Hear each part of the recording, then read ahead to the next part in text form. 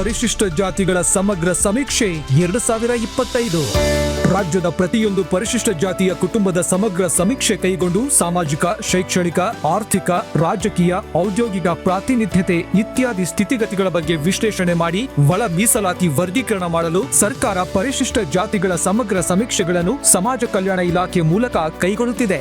ಸಮೀಕ್ಷೆದಾರರು ತಮ್ಮ ಮನೆಗೆ ಬಂದಾಗ ಅವರೊಂದಿಗೆ ಸಹಕರಿಸಿ ಅವರಿಗೆ ಬೇಕಾದ ವಿವರಗಳನ್ನು ಸಂಪೂರ್ಣವಾಗಿ ಸ್ಪಷ್ಟವಾಗಿ ನೀಡಲು ತಮ್ಮಲ್ಲಿ ಕೋರಿದೆ.